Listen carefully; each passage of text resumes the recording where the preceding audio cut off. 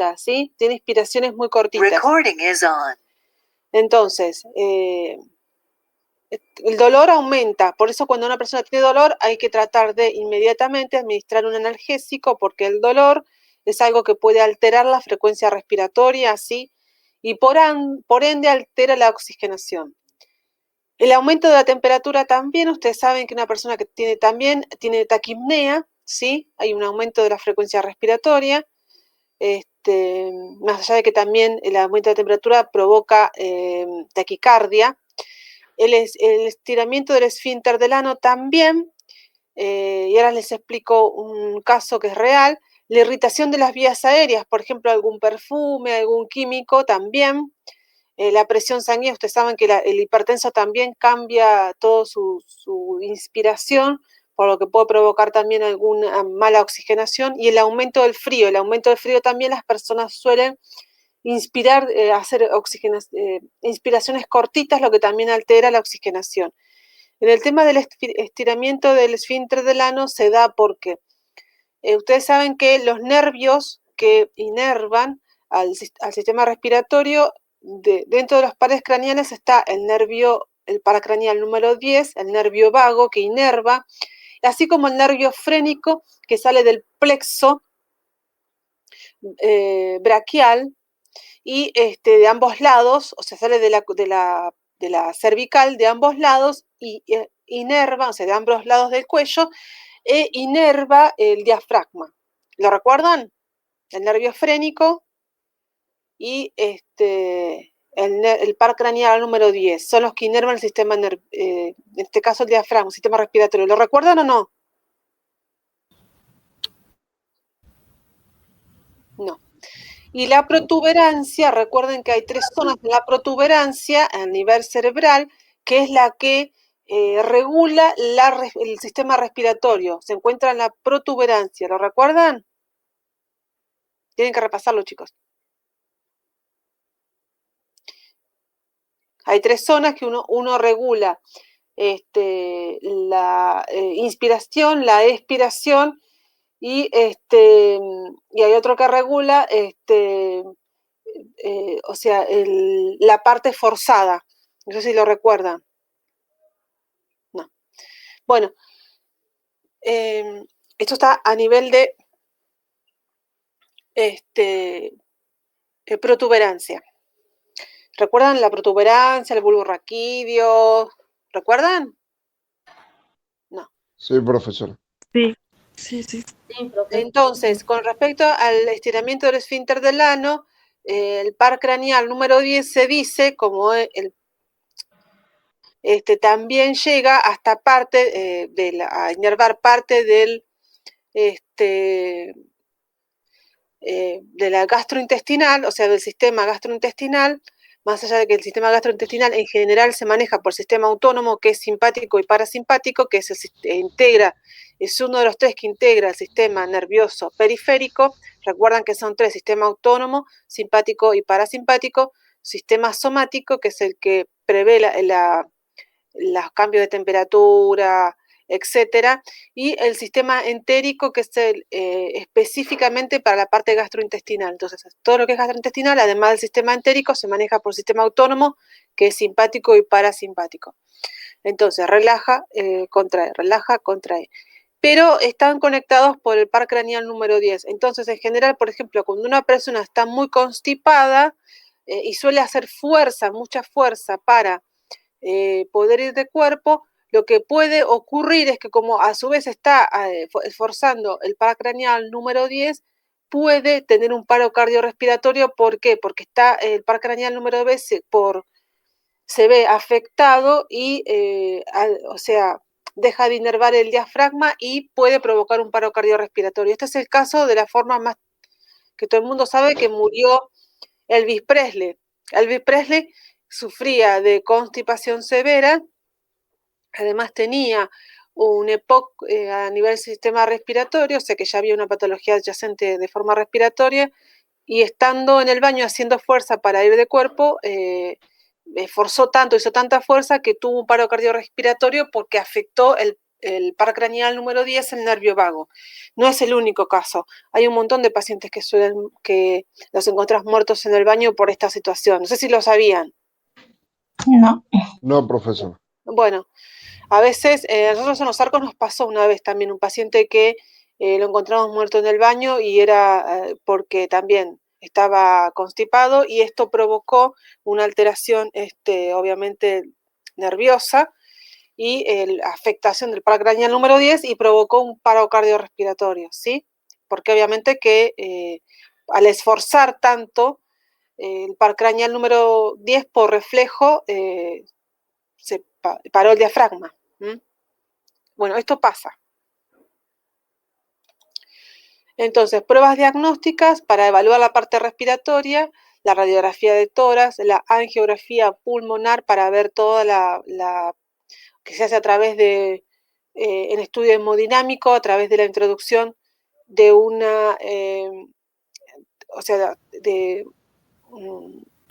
forma endoscópica, perdón, no me salía, y podemos observar, generalmente se aplica un contraste endovenoso y podemos observar todo lo que es arterias y venas pulmonares, ¿sí? La tomografía, la resonancia magnética, una broncoscopía que se hace, en este caso, se ingresa, es también una endoscopía, pero ingresan por la boca, mientras que la angiografía pulmonar ingresa por alguna arteria, y la broncoscopía ingresan por la boca. Y la toracocentesis o pleurocentesis es cuando yo tengo abundante líquido dentro de la pleura o dentro del tórax y lo que hago es una punción para retirar ese líquido, ¿sí? Lo mismo que en el abdomen, cuando yo tengo esa cantidad de agua en el abdomen y tengo que drenarlo, se llama paracentesis, ¿sí? Recuerden eso. ¿Hasta acá alguna pregunta? Profe, ¿qué significaba TAC? TAC es tomografía, la tomografía. Esa es la tomografía computada. Okay. Acá yo les puse la diferencia entre una tomografía y una resonancia magnética. La tomografía utiliza radiación, es rápida de realizar, la máquina es silenciosa, los equipos para realizar son más económicos, el paciente puede llevar objetos metálicos y tiene menor resolución espacial. La resonancia magnética no utiliza radiación, es lenta de realizar, la máquina hace muy fuerte ruido, los equipos para realizar son más caros, el paciente no puede llevar objetos metálicos y tiene alta resolución. La diferencia, o sea, la TAC, o sea, es todo perfecto, más económico, menos ruido, puede llevar metales, pero el tema es que la visual no es tan nítida. La resonancia magnética, que es más cara, tiene mucho más de requisitos, tenemos una alta residual. O sea, a nivel residual tenemos, perdón, a nivel imagen es más nítida. ¿Se entendió? La resonancia magnética es más nítida, se puede ver mejor que la tomografía. Eso es básicamente traducido. ¿Se entendió? Sí, profe. Sí, profesora. Sí, profe. Okay.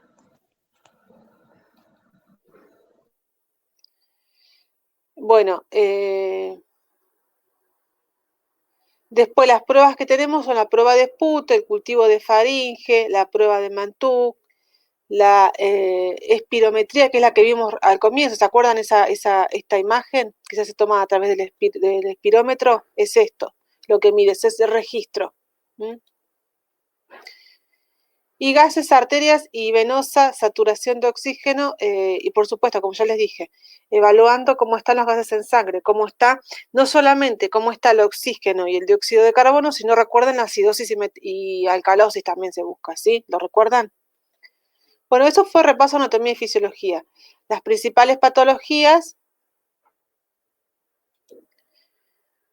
entonces tenemos los alvéolos normales y los alvéolos con neumonía. ¿Ven? Estos son alvéolos infectados, ¿sí? Hay distintos tipos de neumonía, a neumonías intrahospitalarias que son multiresistentes por virus, bacterias multiresistentes, a neumonías de la comunidad que son menos agresivas, hay neumonías oportunistas que uno tiene otra enfermedad como por ejemplo el COVID, entonces aprovecha también como hay lesiones en los alvéolos, se alguna bacteria puede crear también una neumonía. Básicamente es una infección, ¿sí? En donde se inflaman, se llenan de moco, se llenan de líquidos, se llenan de pus, también puede haber. Puede llegar a ser mortal si no se la trata. Y ustedes ya saben, básicamente la forma de tratarla es con antibióticos.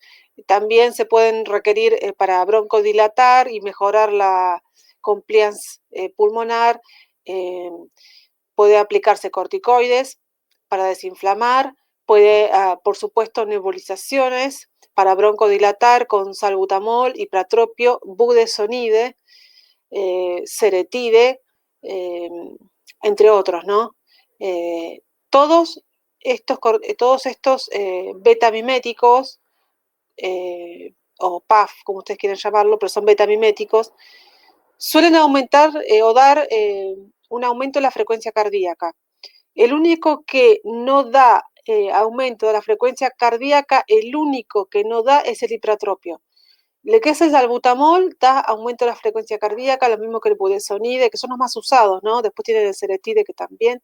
El único que no da es el ipratropio. Si yo tengo una paciente que sufre hipertensión arterial, que sufre, por lo tanto, ya de por sí mantiene una frecuencia cardíaca de 100, generalmente voy a buscar no darle salbutamol, ¿sí?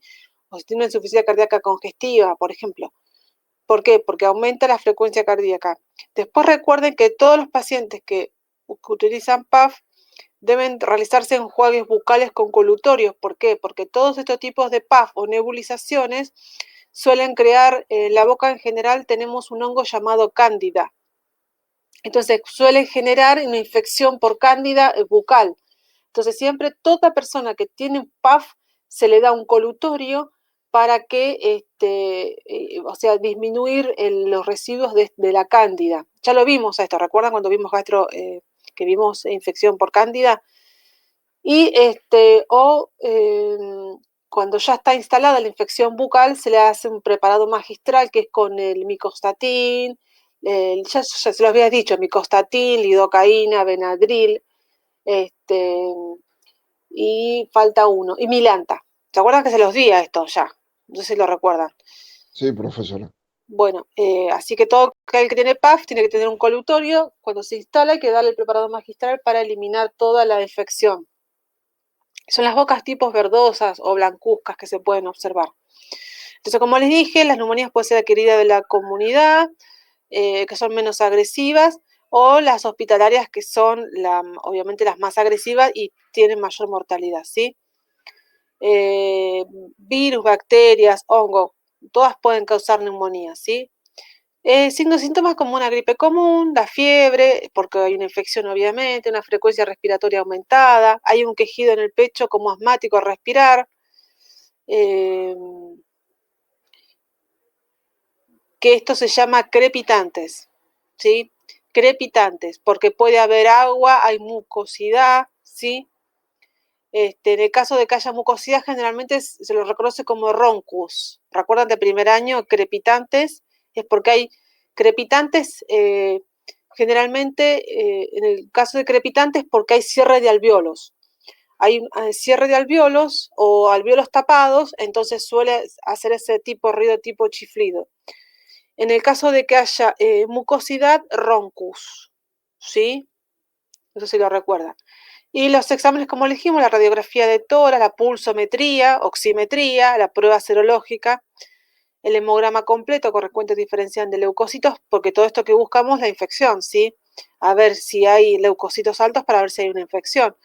La fibrobroncoscopía, que es la que se hace por boca, se entra a pulmones y se obtienen muestras para luego mandar a analizar también, para muestras de cultivo, ¿no?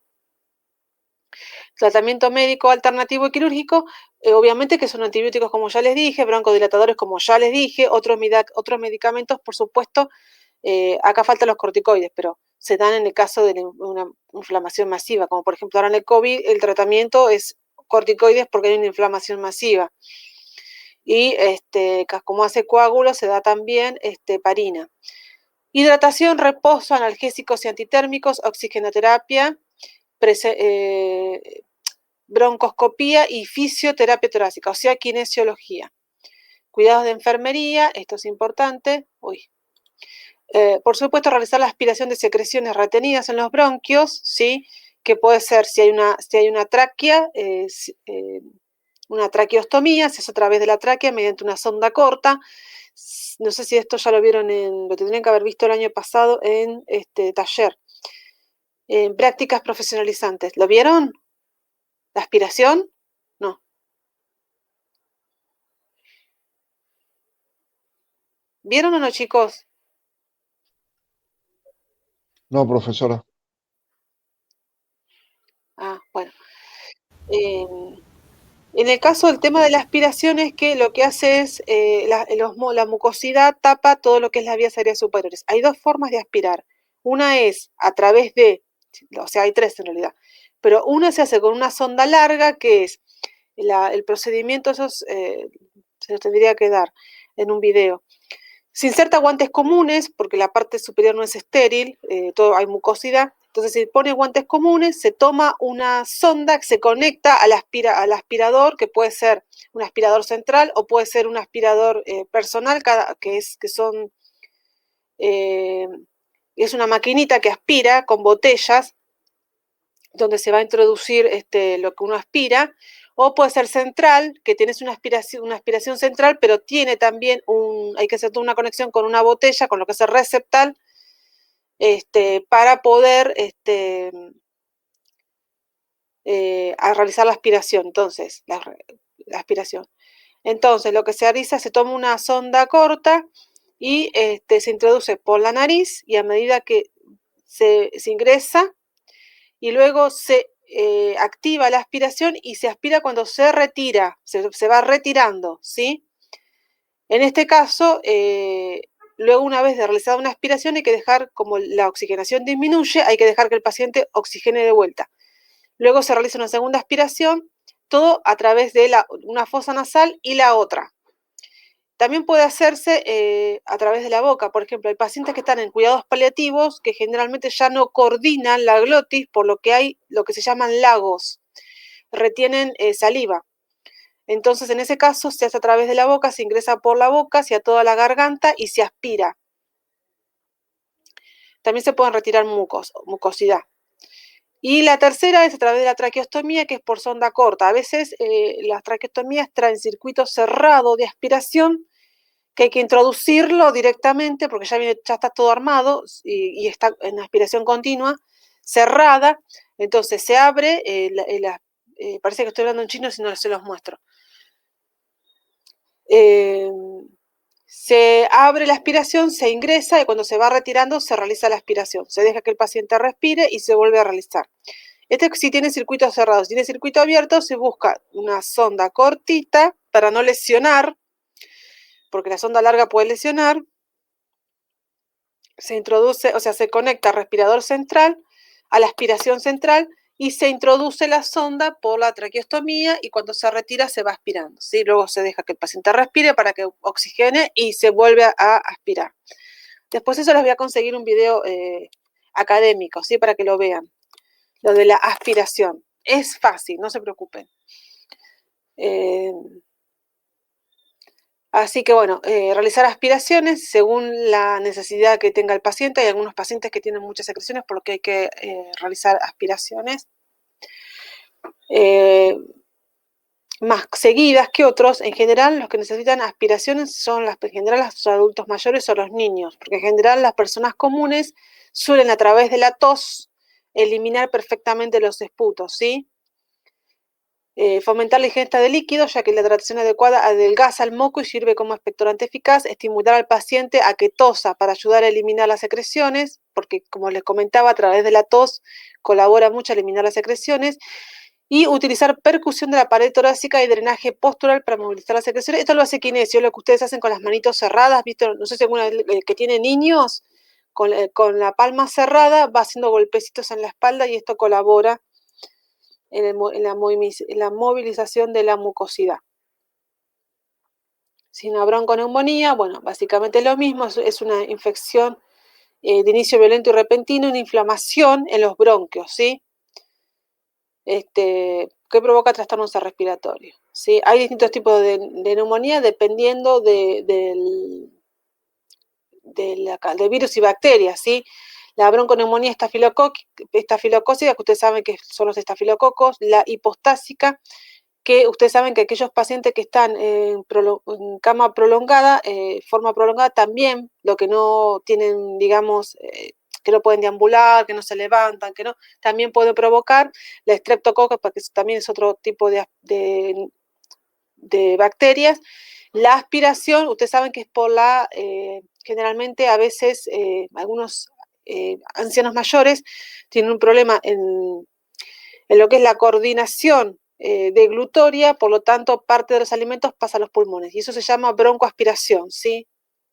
O neumonía por aspiración, ¿sí? Bueno, hay varios. Los fumadores son más propensos a desarrollar bronconeumonía, los tumores y todos los virus, bacterias, estafilococo, neumococo, estreptococo, todo sexo. Y también con la tos o estornudo de un enfermo, a veces cuando tose, generalmente los adultos mayores pueden tener alteraciones deglutorias, por lo que no cierra bien la glotis y parte porque ustedes saben que el mecanismo normal de eliminación del moco generalmente es a través de la garganta, estómago y se va. Esa es la forma normal y habitual de eliminar la mucosidad. Y a veces esto puede ocurrir que a través de la tos también salgan contenidos gástricos y puedan pasarse al pulmón, ¿sí?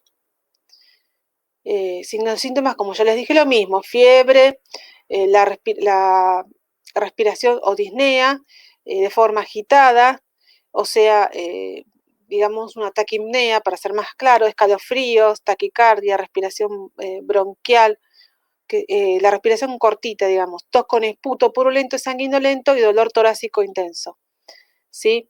Lo mismo, se hace un examen clínico, o sea, es cultivo viral y bacteriano que se realiza a través de esputo.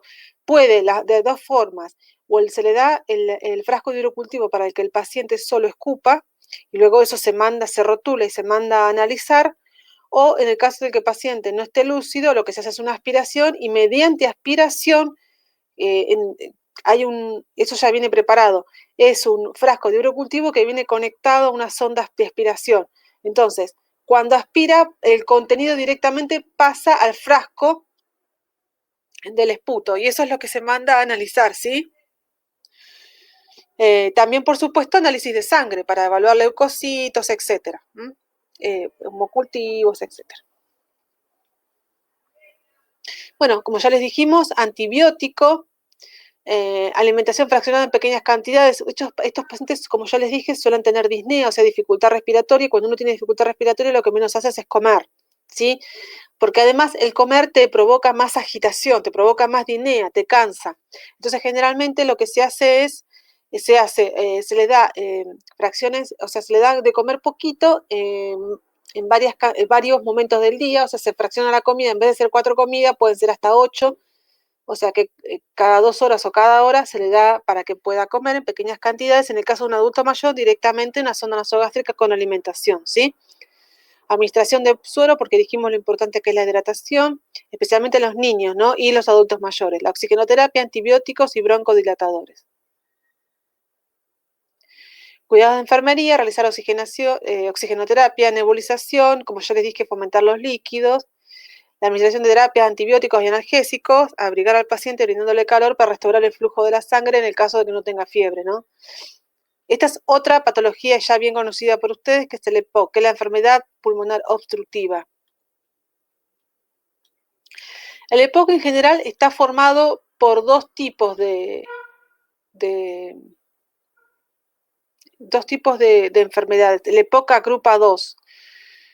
Una es el enfisema, que es el que provoca exactamente el cigarrillo, y la otra es la bronquitis crónica. Ambos son EPOC, ¿sí? La bronquitis crónica y el enfisema.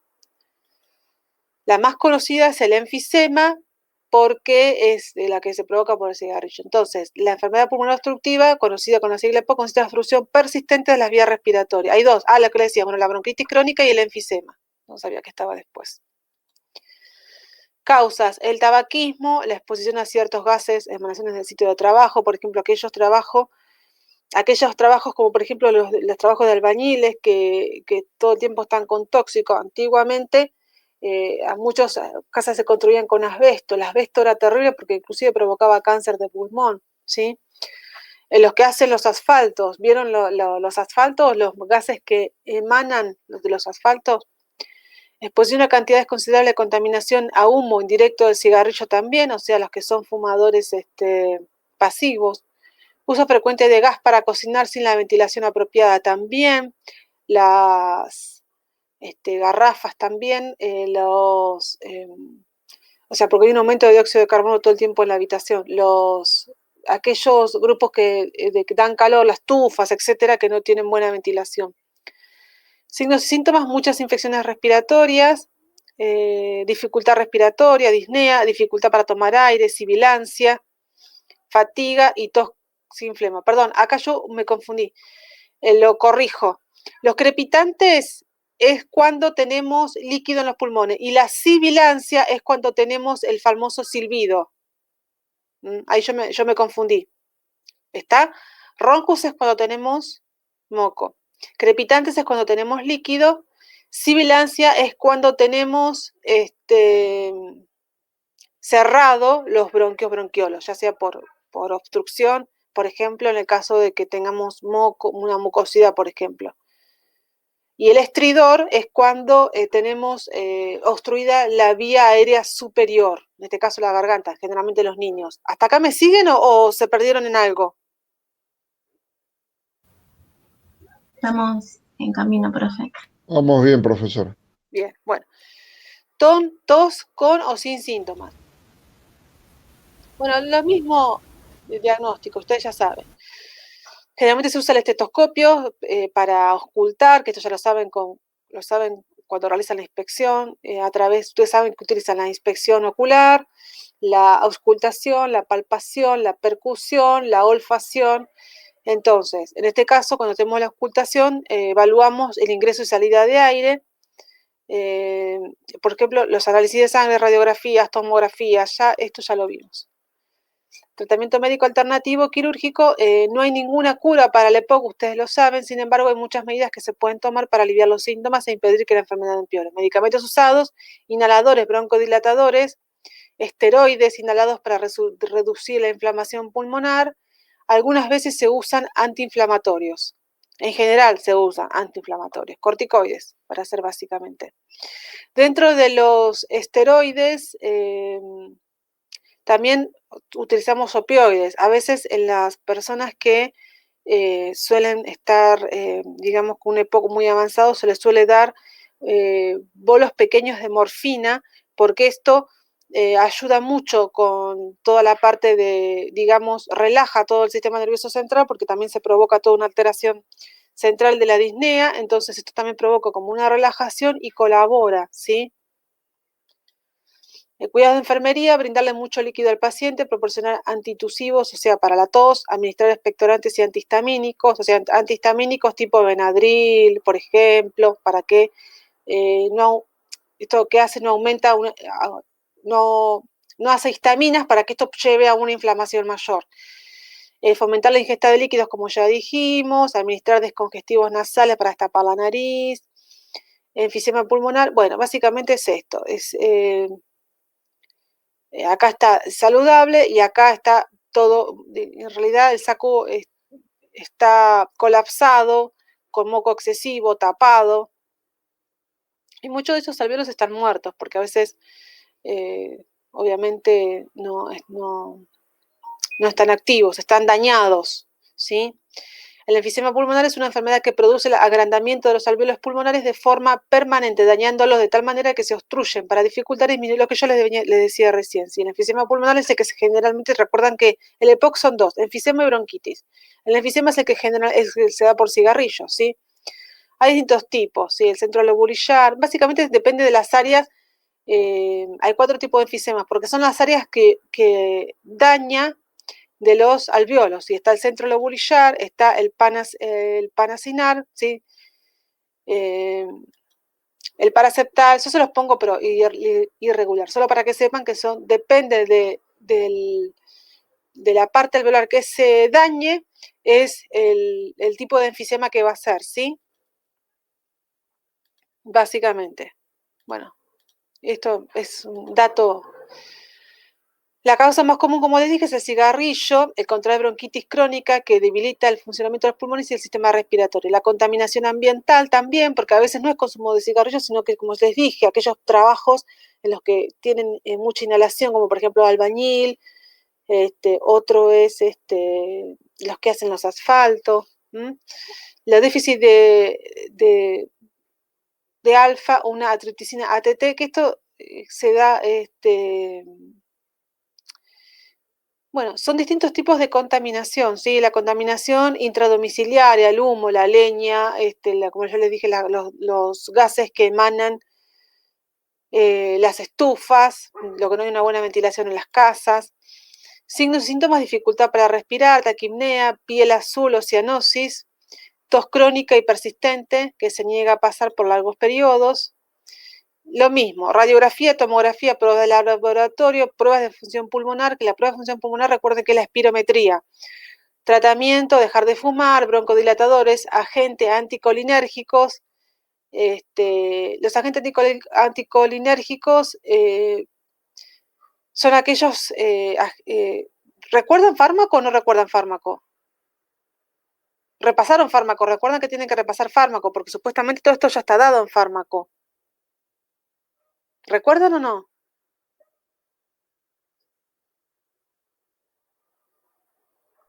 Sí, profesora. Me parece que no. Los beta-agonistas y los glucocorticoides. ¿Se acuerdan cuáles eran los glucocorticoides? ¿Se acuerdan que tenemos los mineralcorticoides, que es la aldosterona, y los glucocorticoides, que son el cortisol, la cortisol, o sea, los corticoides, para ser básicamente. Los beta-agonistas, ¿se acuerdan que tenemos algunos que son beta-agonistas? Bueno, por ejemplo, la adrenalina, que a veces se da para las alergias respiratorias, es beta, que hace relajación, y también es un agente colinérgico, ¿sí? Anticolinérgico. Los broncodilatadores, que ustedes recuerdan el salbutamol, que también son beta miméticos, el salbutamol en este caso, y otros broncodilatadores, ipratropio, ceretide, y budesonide, por ejemplo, hay varios. Hay otro que se llama que también Frisa, que creo que es uno de los que no se da mucho, pero se utiliza mucho también. O sea, no se indica mucho, pero para los que son crónicos se utiliza también. Eso quise decir, perdón. Entonces, cuidado de enfermería, transmitir tranquilidad, confianza siempre. Recuerden que la paciente que tiene disnea suele tener sensación de ahogo, por lo tanto, a nivel emocional está muy alterado, por lo tanto hay que brindarle mucha contención emocional, ¿sí? Y escucha activa. Los ejercicios respiratorios, uso de humidificadores ambientales. Los ejercicios respiratorios. Dentro de los ejercicios respiratorios lo que se hace es, se le da al paciente, ¿vieron una pajita o a veces se arma con las B13? Se corta y se le da al paciente y se le da un vaso de agua. El paciente lo que tiene que hacer es respirar a través de esa pajita dentro del vaso de agua. Entonces, el paciente lo que hace es toma aire y respira a través de esa pajita, provocando burbujitas dentro del agua. ¿Me siguen hasta acá? Sí, profesora. Eso es un ejercicio respiratorio, o sea, se le da al paciente la pajita y le diga, bueno, ahora usted inhale y exhale, o sea, sacando el aire por dentro de la pajita, haciendo burbujitas adentro del agua. Eso es un ejercicio respiratorio kinésico, ¿sí? Que lo que se hace es un entrenamiento a nivel pulmonar, ¿sí? Buscar posiciones confortables que favorezcan la ventilación. Si es posible, ventilar el lugar donde se encuentra el paciente, y porque, por supuesto, recuerden la sensación de ahogo, ¿no? Que como les venía diciendo por el tema de la disnea. Favorecer la realización de fisioterapia respiratoria y drenaje postural, ¿sí? El asma bronquial, lo que ocurre con el asma, esta es otra patología. Hay un cierre de los bronquios. en la que se inflaman los bronquios en forma recurrente o continua, lo que produce una obstrucción en los tubos bronquiales, ¿sí? O sea, un cierre, encargados de conducir el aire respirado hacia adentro o hacia afuera. Bueno, hay gente que ustedes saben que en general ya padece de asma y tienen que andar con los PAF en la mano. Y hay distintos tipos de asma. El asma producida por esfuerzo, broncoconstricción durante el ejercicio. Sí, hay gente que, por ejemplo, hace ejercicio y provoca asma. El nocturna, el asma ocupacional. A veces el ocupacional significa no es que va a trabajar y le da asma, sino que en el trabajo hay elementos que le producen asma. Quizás algunos químicos, por ejemplo, o agentes que provocan que se inflame y se cierren los alvéolos en este caso. ¿Sí? El asma alérgica, el asma estacional, que es por periodos, en el caso, por ejemplo, de la primavera, cuando hay unos arbolitos que caen como una especie de pelusa, que eso provoca mucha asma. Y el asma inestable o también emocional, emotival, a veces por alteraciones emocionales o impactos emocionales te puede provocar asma. Las causas, bueno, pueden ser extrínsecas generalmente, a veces se inician en la infancia, a veces a partir de la edad adulta y pueden ser desde polen, lana, polvo,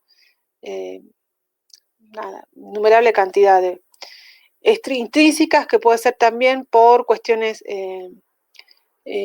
generalmente esta es la que se da mayormente en adultos, puede ser dadas por virus, bacterias, hongo, problemas emocionales, estrés, o el cigarrillo también recuerden que a veces empieza el EPOC, pero puede también brindar algún daño, por lo que puede dar también. Mixtas, puede haber una combinación de ambas, o sea, de problemas, causas extrínsecas, como ya les dije, las causas extrínsecas, generalmente la que se da la niñez, el polvo, digamos, todo lo contaminante atmosférico, y el intrínseca que tiene que ver con uno, generalmente que se da más bien virus, bacterias, hongos, tiene que ver más con uno, más que por polvo y etcétera. Se puede dar de forma mixta, puede haber por infecciones virales, animales, polvo, cambios en el clima, químicos en el aire, ejercicio, el moho, el polen, infecciones respiratorias, emotivales, como les dije, el humo del tabaco recién también, signos y síntomas, tos con o sin producción de esputo, ¿sí? Puede haber tos, retracción o tiraje de la piel entre las costillas, el tiraje intercostal, entre las costillas al respirar. Recuerden que al respirar nosotros utilizamos los músculos torácicos, entonces hay una, digamos, no es, la respiración no se hace de forma normal, sino que hay una forma exagerada de utilizar los músculos torácicos al respirar. Dificultad para respirar que empeora con el ejercicio de la actividad, sibilancia. La sibilancia es ese famoso chiflido que indica que está cerrado los alvéolos. Aparecen en episodios con periodos intermedios libres de síntomas. Pueden empeorar en la noche o en las primeras horas de la mañana, ¿sí? Síntomas de emergencia, labo y cara, o sea que hay una cianosis, disminución del nivel de lucidez mental porque no está llegando el oxígeno viene al cerebro, dificultad respiratoria extrema, es una disnea intensa, pulso rápido, o sea, una importante taquicardia, y puede haber una taquipnea también. Y el diagnóstico y laboratorio es gasometría arterial, exámenes de sangre, radiografía de tórax, pruebas de función pulmonar, espirometría, mediciones de flujo máximo y mínimo y pruebas de metacolina que tiene que ver con, en el caso de que fuera alérgicas o algo por el estilo. Tratamiento médico, antiinflamatorios, broncodilatadores, inmunoterapia y antihistamínicos, ¿sí? ¿Dónde nos quedamos? Acá. Cuidados, bueno, siempre ubicar al paciente. Recuerden ustedes que cuando ubican al paciente en posición Fowler a 45 o semi-Fowler a 30, lo que hace es mejora la compliance pulmonar del paciente que si estuviera en posición supina. Hoy con el COVID también mejora mucho más la compliance pulmonar colocando al paciente en posición prono, ¿sí? Eso ya está hoy estudiado. Antiguamente no se hacía, era muy raro que te pusieran en prono, generalmente era Fowler o semi-Fowler. Hoy ya está comprobado que prono, mejora. Yo hoy que estoy con pacientes con COVID, es increíble cómo yo los mido, les hago la oxigenoterapia, perdón, la saturación. Son pacientes que están con oxigenoterapia y cuando los saturo sentado, en posición supina y en posición prono. Y es increíble. Sentado suelen saturar, suponte, un 95-94. En posición supina, boca para arriba, suelen saturar un 92, por ejemplo, un 93. Y lo pones prono y se va a 97, 96, 97. Es increíble el cambio, lo que es prono. Yo realizo siempre, como estoy les conté, pacientes con COVID, tengo que saturarlos sin oxígeno, con oxígeno y por lo menos en posición prono. Si es que, o sea, si el paciente no presenta una buena saturación sentado, se debe tomar la saturación en prono, ¿sí? Si el paciente ya sentado o supino presenta una saturación de un 96-97, entonces no me va a interesar ponerlo en prono. Pero si yo veo que un paciente en supina satura 92, estamos hablando de pacientes con COVID, que uno siempre busca que sature arriba de 94. No, porque en general un paciente con EPOC, recuerden que son retenedores de dióxido de carbono, su cuerpo está acostumbrado a vivir con aumentos considerables de dióxidos de carbono, por lo tanto estos pacientes es normal que saturen 89-90. Yo no voy a querer hiperoxigenar a un paciente con EPOC, ¿por qué? Porque lo voy a intoxicar con oxígeno, porque ya su cuerpo está acostumbrado a vivir con un aumento de dióxido de carbono. Uy, nos repasamos del recreo, ¿no, chicos? Sí, tengo hambre. Sí, terminamos esta idea, porque ya venía embalada. Entonces usted sabe que una persona que tiene, que es un retenedor de dióxido de carbono, debe saturar 89-90 como mucho, pero estamos hablando de los pacientes COVID, que son en general pacientes jóvenes.